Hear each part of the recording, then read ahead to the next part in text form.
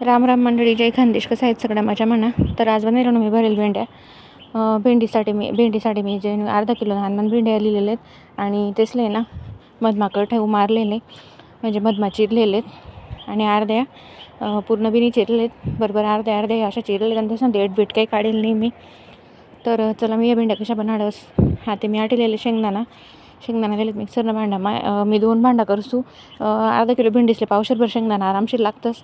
आणि शेंगदाण्यानंतर लगेच असलेले एवढा मोठा लसूण, लाल चटणी, नमक, धनाचा पावडर, हळद, मसाला आणि थोडंसं मी पास्ता मसाला ॲड करले चटपटीत टेस्ट यावासाठी. 5 वाटी पुढे असती. तर शेंगदाणा कुठंही मी पहिले देईल तर त्यांना टाकस ना ते मसाला टाकानंतर पण त्याला मी देईलेस. आणि काय वेळेस माहिती का, 2 भांडा करेल मुळे छोटा भांडा मा काही मैराणा नाही, तर मी मोठा भांडा मा सगळं कूट टाकीसनी आणि सगळा मसाला टाकीसनी एकत्र देईलेस. कारण कुठे खारं कुठे व्हायला नको मसाला म्हणून. तर ना म्हणा मसाला होई गया रेडी. जिथल्या बी गुथा गाथा येईल होती तिथल्या मी मोडीले साथी आणि खारा आला ना देखा तर एकदम मस्त हो आपला मसाला रेडी व्हायले.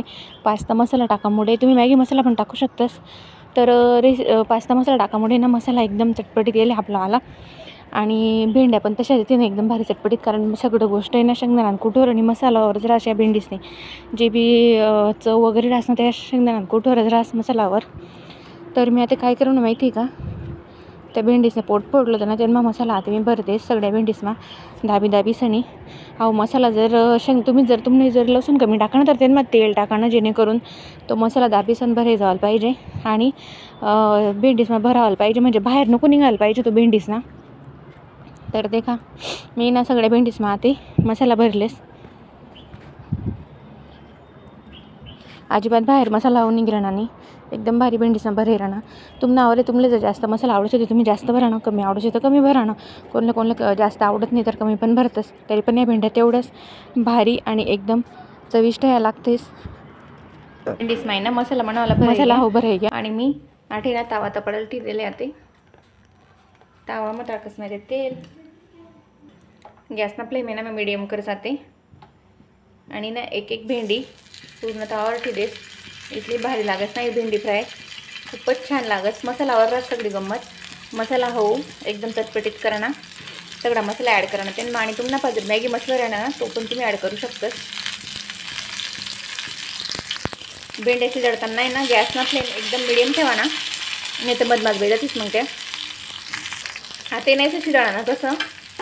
तरी ना तावाने सगळी साईड मस्त अशी एक साईड असं एक साईडले तावा कर द्यावा ना आणि झाकणची द्यावा ना. एक सगळे चारी कोपरा आहे ना भेंडीचं शिजाडल्यावा ना, म्हणजे कोटीस त्या कच्च्या ते झाकण जास्त बैल अशा खाते नाहीत, मिडियम शिजतीच मस्त. आणि ना म्हणून आलंय ना भेंडीस ना एक कडून फ्राय एक बाजू मस्त फ्राय वेगळी. आता ना दुसरी पण मी परताईलेस. कितली भारी जास्त बहिण्यात बी नाही आणि जास्त कच्च्या पण नाही राहण्यात. दुसरी बाजू पण मी परतायली दी.